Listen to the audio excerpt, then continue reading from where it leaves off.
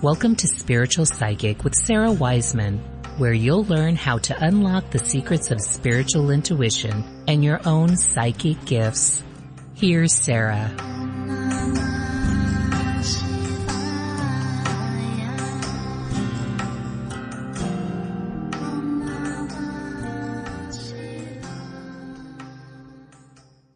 Welcome to Spiritual Psychic. I'm Sarah Wiseman.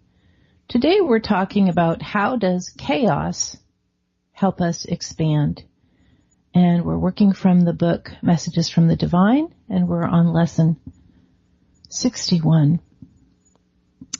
So a lot of times we spend our lives seeking to be in this serene, mellow, easy, relaxed state of flow, where we are moving in accordance or in alignment with the universe.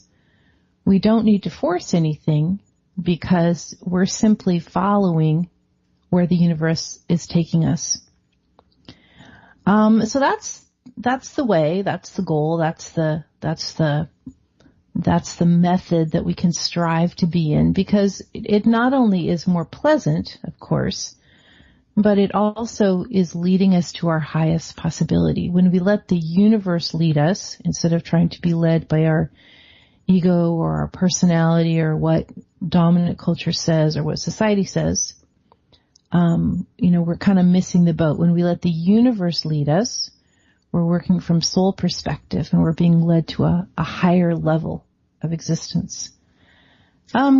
So what happens though sometimes is that we get these disruptors. And sometimes we feel that you might look at these as being chaos. And chaos is where everything is not in flow. It's all up and down. Nothing's working. You feel stuck. You feel confused. You feel emotional. Maybe outside influences are coming in and other people are getting in your way or causing havoc, or events are causing havoc, or all this suddenly you were in flow and now suddenly you're in chaos. And chaos is not a very pleasant feeling. It's not our natural way of being. It's not an elevated way of being. It's a very distraught, sort of dissipated, everything's falling apart way of being. And here's what Messages from the Divine says. Chaos arrives to clear you, to bring change when you are unable to change for yourself, to point and nudge and move you into a new direction, even when you have been unwilling to move yourself in that way. Now, chaos arrives because a lot of times either we're just not in flow at all, we're completely resistant to flow, we're completely stuck, and in those times chaos is going to come in, kind of shake things up. Or sometimes we think we're in flow, but we're really sort of passively numbing out, or we're really sort of disassociating from our lives. Like we seek to be serene and calm, but it's really because we're hiding. We're not actually in flow. We're just kind of hiding. So chaos arrives, and again, to clear you, to bring change when you are unable to change for yourself. And the book continues, chaos brings change, often when you have been stuck, numbed, and resistant to the call of your own heart for a long time. When you have let human ego be in charge instead of soul self, change, aka chaos, is what is required to move you toward opening. When you are in the swirl of chaos in your life, allow that you are changing. And even the bigger clue, allow that you have missed or overlooked or ignored the many ways we have whispered to you of flow.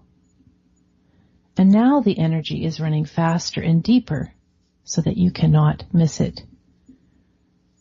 So the first thing I do, because I trust in a universe that is not random, but a universe that is benevolent and is working as they say, conspiring in my behalf.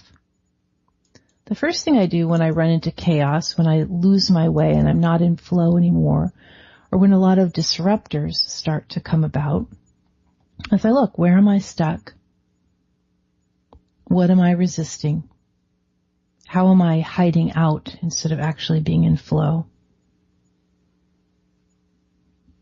And it's a good way to just sort of question this when disruptors happen. The sooner you can adjust course, the sooner you can see like, okay, chaos is here. It's a notification that I need to kind of check out how I am being in the world. The sooner you can do that, the more easily you can get back on track to be in flow and head along your merry way in terms of where your soul is trying to take you. I am Sarah Wiseman, and you'll find me at sarahwiseman.com.